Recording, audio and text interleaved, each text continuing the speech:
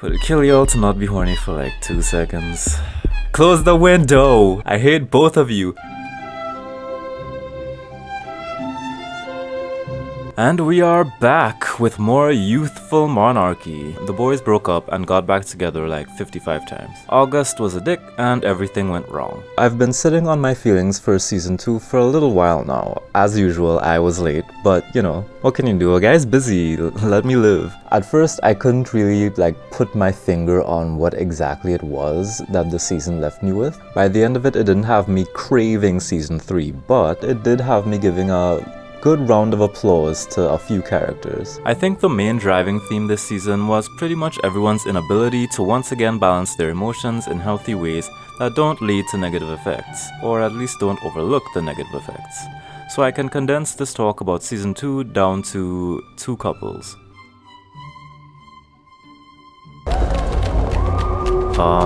Let's stop gossiping. Well, since when do we stop gossiping? None, as it should be. Sarah. She starts off moving into, I guess, what would be the dorms of the school with Felice. She's getting high on the rich kid lifestyle, all the glitz and glamour of everything. As you could probably predict, it would kind of get her into trouble, but the real issue with her getting into all the rich kid stuff is that she's getting into one particular rich kid, which I'm sure you might remember from last season was a bit of a thorn in everyone's side, so Jesus, Sarah. I mean, he didn't say yes. Kids these days, they really just say whatever. I respect the bluntness, Sarah. God damn it, Sarah. What are we gonna do? Anyway, y'all do that. I'm gonna get chips. I got chips.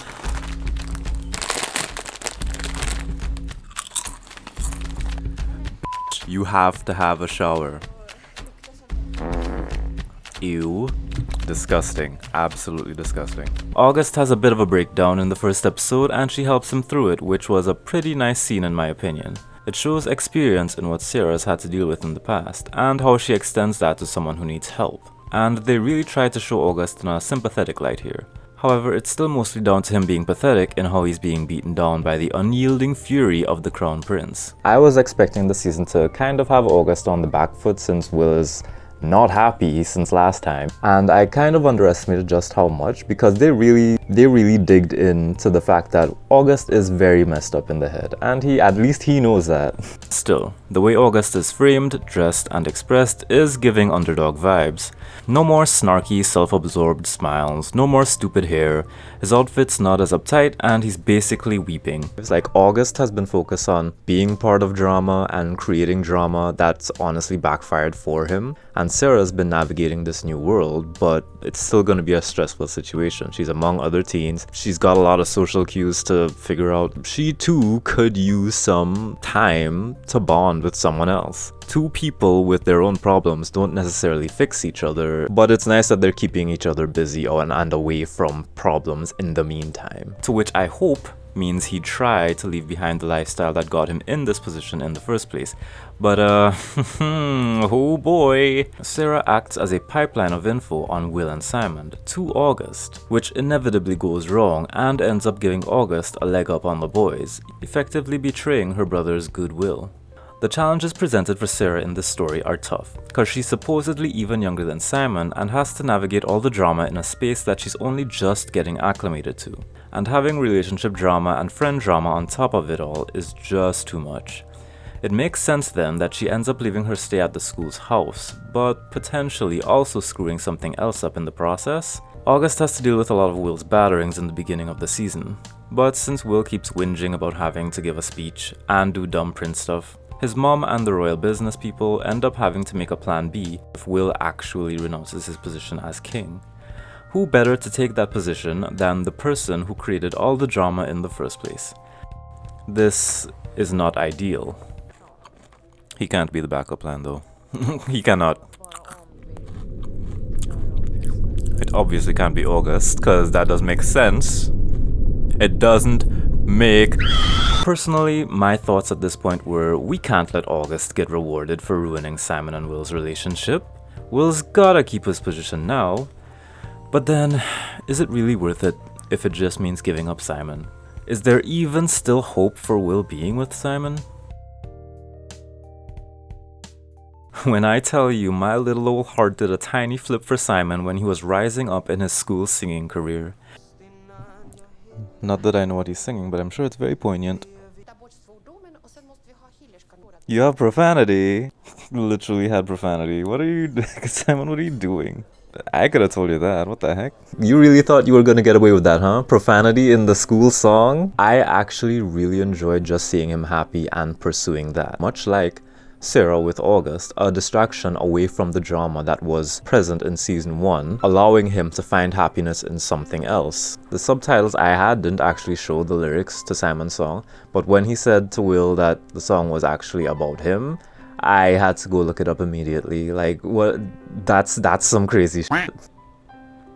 Oh, stop. Simon's song shared, if you ask me about what stayed, the memories will never fade. Simon, that's a lot.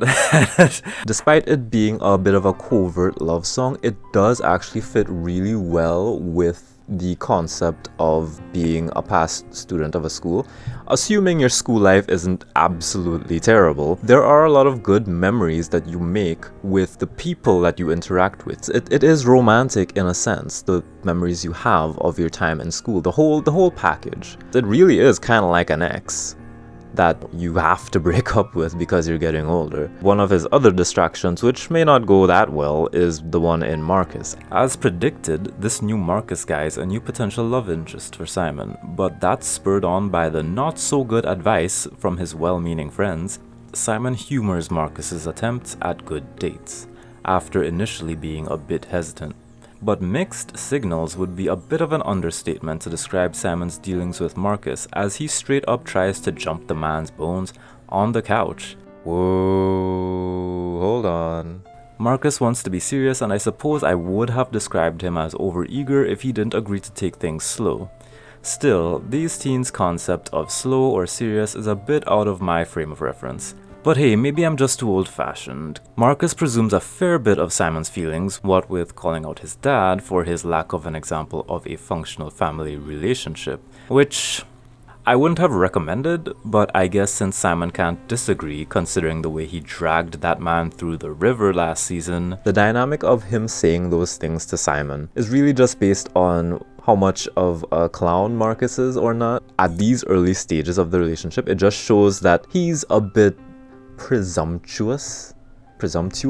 He presumes a lot, which can eventually translate into gaslighting. That is actually a point that people don't really consider, how normal people with completely normal relationships end up becoming gaslighters despite not even trying to necessarily be gaslighty or manipulative. It's trying to have someone see something from another perspective. It's really something that we have to consider the intentions of the people. And in such an early stage, I don't think Marcus was being particularly malicious. He was probably a little upset and taken aback that Simon wasn't as gung-ho as he was. Still, he's presuming a lot, and it really sets him up to have a rude awakening in the future, cause you can't afford to be that optimistic with guys you fall for, trust me. And so said, so done. Marcus tries to keep up the goodwill, but the goodwill is just too good to give up. These guys see way too much of each other. Ooh. Either he's in trouble or somebody else died. It wouldn't be the first time they forced him to change schools. Is Will gonna shoot somebody? Jealous boyfriend. Why are we at Simon's desk again? Y'all are not making any effort to be separated. Don't obsess, Will. Oh my god. In my last review on season 1, I highlighted how Simon can't really count on Will to be reliable for their relationship when the time comes. Based on Simon's wishes anyway. And yeah, it would be best for Simon to at least hold off on Will until he can better confirm that Will is willing to keep whatever boundaries or agreements they set for their relationship. But seeing the happiness of Simon's face when he gets back to Will honestly broke me. I get it. I fell apart too. Sometimes you just choose to be happy in a moment. For Simon, my concern for him was figuring out, okay, are the boundaries you set last season still your boundaries? Can you live with that? I don't know if it's the right decision for him to give Will a pass and get back together right now at the end of the season. Again, they may not last, but it's good that they can have the moments now. So I'll give them a pass for something that I might have considered not the wisest decision, especially in the long term. But for the record, in general, do enforce your boundaries and be honest with yourself and know exactly what your feelings are when you're getting into a relationship. The compromises you make, things that you accept and the things that you don't. While I love seeing him happy, he surely can't know at this point whether Will's made any developments to better himself. But that's where we viewers come in. We know what Will's been up to. Actually, this is me 24/7. Headphones in, walking aimlessly into the sunset. Will was rampaging this season, and to mixed results. And mixed feelings from yours truly. As mentioned, he's been hounding August with some fresh fury, eventually revoking his privileges as captain of the boat team. The rowing team? The team, the sport thing. Woo, sports, go team, goal, strike, touchdown, home run, ole ole. But the rampage goes on and on. He gets a little snoopy with Simon, which, none of your business, Will. Y'all broke up, remember? He's also a little too eager, assuming a lot from the little positive interactions with Simon.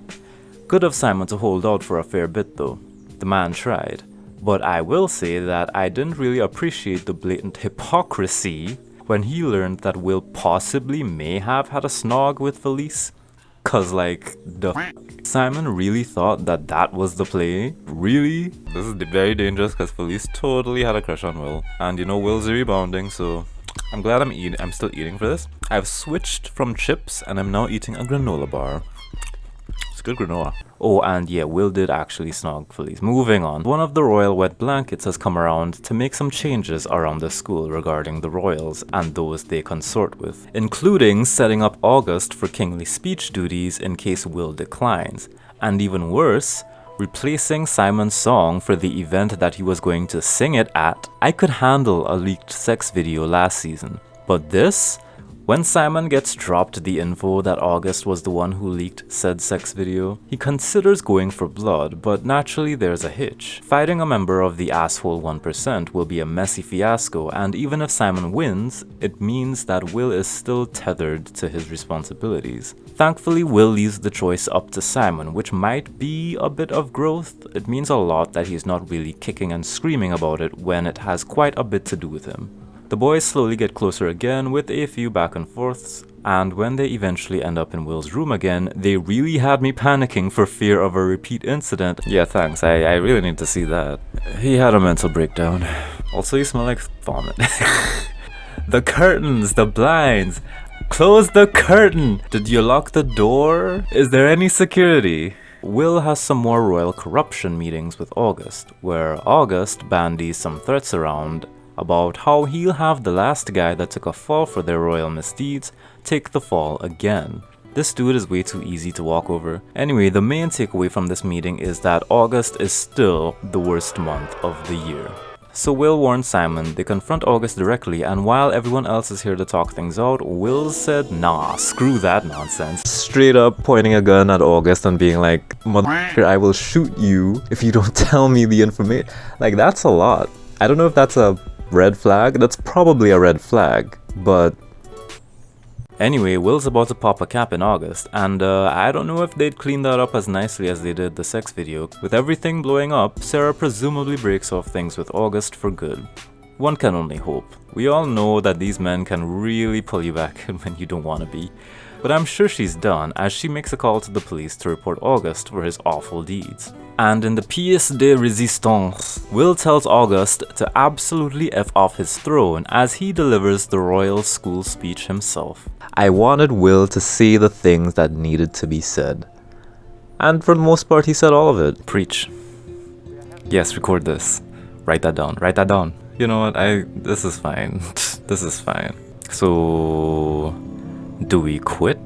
I'm proud of him. I hear season 3 is supposedly the last one, which I think might be for the best. Like, there's only so much you can do in this setting regarding these two without extending it beyond and it becoming an entire soap opera of breakups and getting back together with different people. Like, we've already run that course once with Marcus, so season 3 is gonna have to be the wrap-up. And what I'm looking forward to seeing the most is exactly how the dynamic of Will being royalty and Simon as his boyfriend regardless of what people think. How that will turn out. Gay prince? Like, where are we going with that? I feel like that's the ultimate culmination of, hey, we got a prince out there who simply is going to be a king, and he's going to be different, and y'all got to deal with it. The after effects of which we may not see, but you know, we'll be happy. I'll be happy. I don't know about y'all. Like, 2 kings?